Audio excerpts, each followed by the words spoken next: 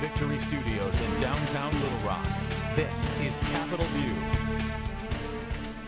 Welcome to Capitol View. I'm your host, Roby Brock. Thank you so much for joining us. Well, last fall, Dr. Brendan Kelly became the third president of the Arkansas State University system, which covers campuses all the way from Jonesboro to Mountain Home to Malvern. He joins me now. Welcome, Dr. Kelly. Thank you for being here. Thank you. So there's a lot of other towns in between, and you've probably traveled to all of them. So tell me what appealed to you about coming to Arkansas and being the ASU System President. Well, I'll tell you, the previous president, Chuck Welch, was a good friend of mine, so I knew more about the Arkansas State University system than I probably should have. Yeah, if you spent time with Chuck Welch, you know way too much about ASU system. So. I do, but that also enticed me. There's a couple of features about that. One, Arkansas is a state that needs more participation in higher education. I want to be part of that mission. But two, it's designed differently than almost every other state system in the United States. Almost every other state has 2-year education and 4-year education split into different systems that don't work together, and in Arkansas those things are married, so that we get to affect the entire continuum for higher education, and that I find to be an incredible opportunity. I am told too, and obviously my worldview is what's in Arkansas, so I don't see these other states, but I'm told there's a lot more collaboration among some of the higher education folks in Arkansas compared to some other states too. Speak to that a little bit, if you can, so, I haven't seen without getting in trouble. Yeah, so. I haven't seen anything like it, honestly. All of the presidents and chancellors work together. When a legislative session comes, in fact, they all gather at our office right across the street from the Capitol so that we can work together, trying to impact positively the higher education landscape in the state. I mean, people are looking for opportunities to complement rather than just compete, even though we have to compete. And that community of leaders that are all coming together looking for positive impacts is both rare and a wonderful opportunity. Yeah, we'll talk a little bit more about some of the policy that you guys do first, but I want to hear more about your travels to the different colleges and campuses in the ASU system umbrella. What have you kind of seen? What excites you about what you're seeing? Do you see some potential opportunities for change? I do see opportunities for change. What have I seen? I've seen about 50,000 miles on a vehicle throughout the state of Arkansas. I mean, you know, 2 days ago I woke up in Mountain Home, I had lunch in Jonesboro and dinner in Hot Springs. So we really have been all over the state, and that's intentional. We're in a new place. We're trying to learn about the people and the communities and the institutions and really understand why students attend, what they're looking for, who is working within the system to provide those opportunities, and understand the communities and economies that we're affecting too. And I will tell you, I've discovered that Arkansas is so unexpectedly beautiful, has unexpectedly wonderful amenities throughout the state, which I just didn't know, and I'm so grateful to be here because of. But in terms of change, you know, yes, there's a lot of change in the horizon, and some of that's just because higher education needs to change, and we need to go and meet the moment of the 21st century and stop worrying about preserving the way in which we've always done things. Yeah. We have a whole new generation of students who want to receive education differently, and we have to meet those needs and expectations. Give me an idea of something that you see that will be different, say 5 years, 10 years from now, from what is happening today that kind of speaks to that change that you're talking about. I'll tell you, the 20th century was rooted in building institutions inside of higher education. That was the whole focus. How many can we get and how big can we make them? And now it's going to be about ecosystems because learning has changed. I mean, we carry with us supercomputers. You know, I mean, an iPhone has more computing power and access to information than supercomputers of the 1980s. And that changes our landscape because we're no longer about the dissemination of information.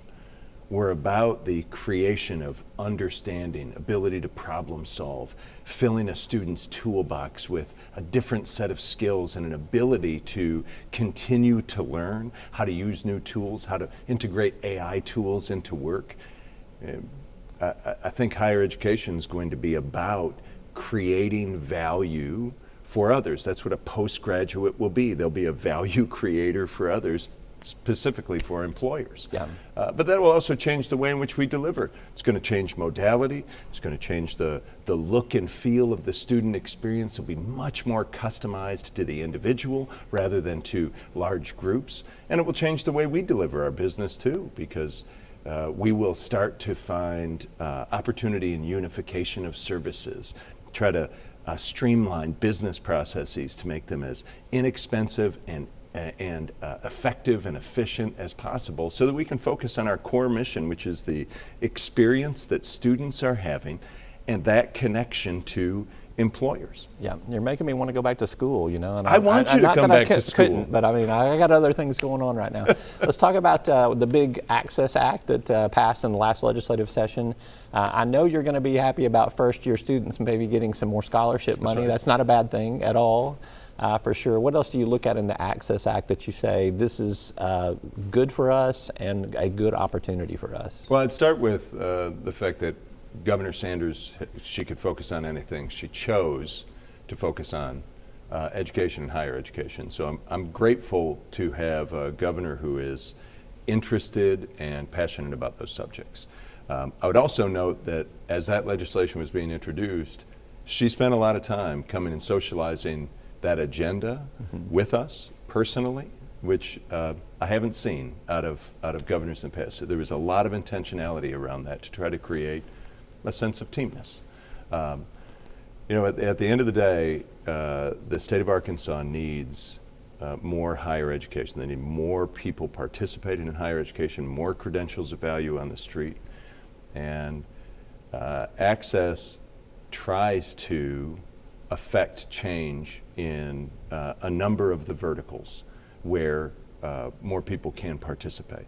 And for us, well, there's a lot of details still to work out. Yeah. Lots and lots of details. Still some rules and regulations that have to be implemented. Yeah, right. when you have a piece of legislation, you come out with the legislation, you say this is what we want to accomplish, but the devil's in the details. And we are working with ADHE right now, along with all of our colleagues across the state, to try to find the right ways to implement the provisions in that bill and make it so that it only creates opportunity for Arkansans. Got about 2 minutes left. Let's talk about the veterinary school that is going to be launching. This is big news for Arkansas. Tell me a little bit about kind of where we are in that process and what you think the impact will be. I will tell you, it's a big opportunity for America. We have too few veterinary schools in the United States and a huge shortage of veterinarians. So us being able to contribute to making America better is a huge opportunity. For Arkansas, especially being a state that's rooted in an agricultural economy, we can affect positive change. I mean, the veterinary school at A-State is a game changer for the state. We're having a public university, a flagship campus that has both a medical school and a veterinary school is rare. And I don't mean just singularly in the state of Arkansas, but that's rare in the United States. And we're honored and privileged to be able to contribute that. But it also creates a pipeline for talent in this state, attracting new people in for the opportunity to come and study veterinary medicine that I think changes some of the economic landscape for the state as well. I mean, our job is to bring new resources and new opportunities to the state of Arkansas. We believe very strongly that veterinary school is a huge contribution to that. You got enough under your umbrella right now? I mean, are you satisfied? I mean, you got plenty on your plate, or do you think you might be looking at other opportunities to even expand and grow further with the ASU system footprint? I would love to see that footprint grow, only because I believe very strongly that the more ability we have to affect positive change in people's lives, to get people connected to economic prosperity and opportunity that only higher education can provide, is a mission that I'm really passionate about. And I believe that the way in which we're delivering that through our constellation of institutions right now would only be made better if that constellation grows. All right, we'll watch for it. Dr. Brendan Kelly, thank you so much for being with us. It's a pleasure to meet you. All right.